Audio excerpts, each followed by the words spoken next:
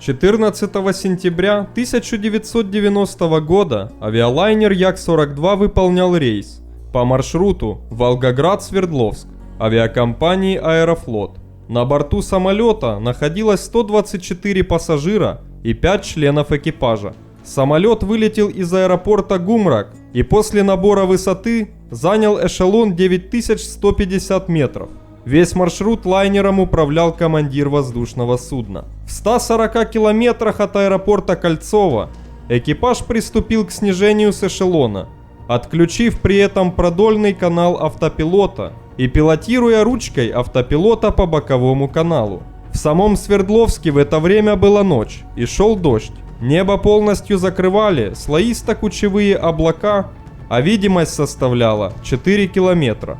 В 65 километрах от взлетно-посадочной полосы пилоты связались с диспетчером подхода, который дал им разрешение снижаться до 1800 метров к 4-му развороту. Лайнер должен был снижаться с вертикальной скоростью 20 метров в секунду. В 65 километрах от взлетно-посадочной полосы командир принял решение отвернуть влево, тем самым растянув маневр снижения. Диспетчер же не стал исправлять данное изменение траектории самолета. После того, как Як-42 отвернул влево, то он оказался уже в 8 километрах правее линии посадки, а высота составила 3700 метров вместо расчетной 1800. Далее курс самолета последовательно изменялся от 58 градусов до 20, тем самым сокращая уклонение. Когда была достигнута высота 3000 метров, то экипаж соврал диспетчеру, сказав, что достиг высоты 1800. Предположительно, пилоты соврали диспетчеру из-за твердого намерения осуществить посадку с первого захода. Лайнер находился значительно выше установленной траектории снижения, и в 35 километрах от взлетно-посадочной полосы он пересек продолжение ее оси, отклоняясь теперь влево, продолжая снижение и находясь уже на высоте 2500 метров. Экипаж связался с диспетчером круга и снова соврав, доложив ему о высоте 1800, после чего получил разрешение на осуществление правого разворота на курс 120 и снижение до 600 метров. В 25 километрах от взлетно-посадочной полосы и в 8 километрах левее посадочного курса продолжавший снижение Як-42 начал выполнять правый доворот, когда с пилотом неожиданно связался диспетчер круга и дал разрешение снижаться до 500 метров и переходить на связь с диспетчером посадки.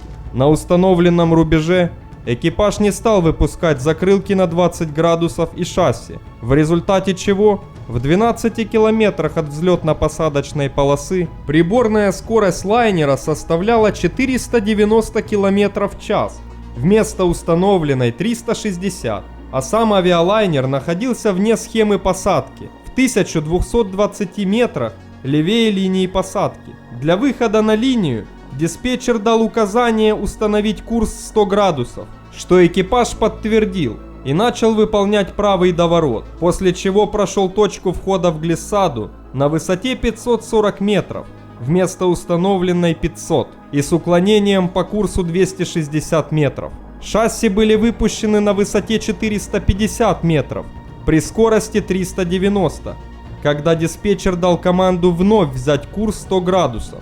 Через 8 секунд экипаж выполнил данную команду диспетчера, установив курс 105 градусов, в результате чего в 10 километрах от полосы они находились уже в 654 метрах левее линии. Тогда диспетчер дал команду: курс 100, выдерживайте, удаление 8,5, левее посадочного 600 на глиссаде, благодаря чему через 2 километра боковое уклонение сократилось до 452 метров, на удалении 7 километрах от взлетно-посадочной полосы. И в 200 метрах левее глиссады пилоты выпустили закрылки на 20 градусов, при этом снижаясь с вертикальной скоростью 8 метров в секунду, а двигатели работали в режиме полетного малого газа. Авиалайнер пересек посадочную глиссаду по высоте и теперь находился под ней, при этом из-за турбулентности экипаж периодически чрезмерно отклонял руль высоты то вверх, то вниз. В 6 километрах от торца полосы пилоты начали выполнять разворот, чтобы устранить боковое уклонение от оси посадки, и довыпустили закрылки до 45 градусов. В это время ситуация начала значительно осложняться, так как произошло автоматическое выключение бокового канала системы автоматического управления и сработали сигнализации. Крен велик, отказ канала крена САУ и скорость велика. На не успевшего как следует отдохнуть после предыдущего ночного рейса командира навалилась масса информации, так как он одновременно пытался распознать признаки отключения САУ и принять соответствующие решения. Обнаружил 3 сигнала, управлял самолетом для выдерживания курса и глиссады. От информационной перегрузки командир не уследил, что лайнер отклонился влево на 250 метров и оказался ниже глиссады на 40 метров.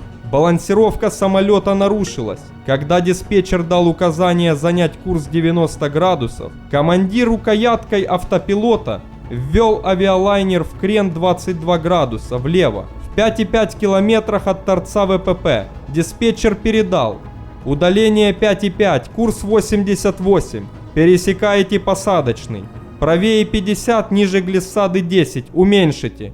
Еще до пролета ДПРМ Як-42 пересек предпосадочную прямую и в 5 километрах от взлетной полосы оказался правее ее оси на 50 метров, в связи с чем при приборной скорости 330 пилоты начали выполнять поворот влево.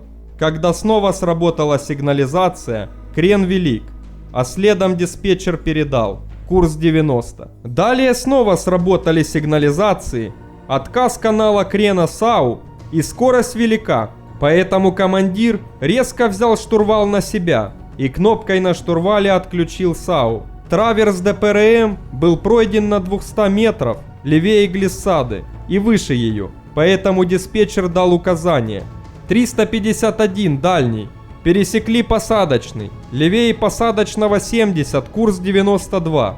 Самолет был разбалансирован, из-за чего приобрел дополнительную вертикальную скорость, а после прохода ДПРМ возникли колебания с перегрузками 1,3G, и авиалайнер находился в непосадочном положении ниже глиссады. Як-42 был в 270 метрах левее глиссады, когда в кабине пилотов сработали сигнализации опасного сближения с землей и высоты принятия решения. В таких условиях требовалось немедленно уходить на второй круг, но экипаж продолжил заход, хотя самолет имел значительный крен и боковое уклонение, а также приближаясь к земле со значительной скоростью. В 3250 метрах от торца взлетно-посадочной полосы пилоты доложили диспетчеру, что готовы к посадке. Лайнер был в 60 метрах над землей, когда сработали сигналы: опасное сближение с землей и высота принятия решения. Во второй раз. Тогда бортмеханик сказал: «Командир, уходим». Командир воздушного судна потянул штурвал на себя до упора и перевел двигатели на взлетный режим. Но из-за высокой скорости снижения и малой высоты катастрофа была уже неминуема. В 1 час 53 минуты 14 сентября в 2 километрах от торца взлетно-посадочной полосы Як-42 врезался в верхушки деревьев на высоте 20 метров. Потеряв скорость, лайнер перелетел 300 метров и, не долетев 2 километра до взлетно-посадочной полосы, врезался в землю и разрушился на 2 части. Из 129 человек на борту погибли 4, бортмеханик и 3 пассажира. Еще 40 человек получили значительные ранения. Причиной данной катастрофы стали ошибка экипажа, что было вызвано сильной усталостью командира.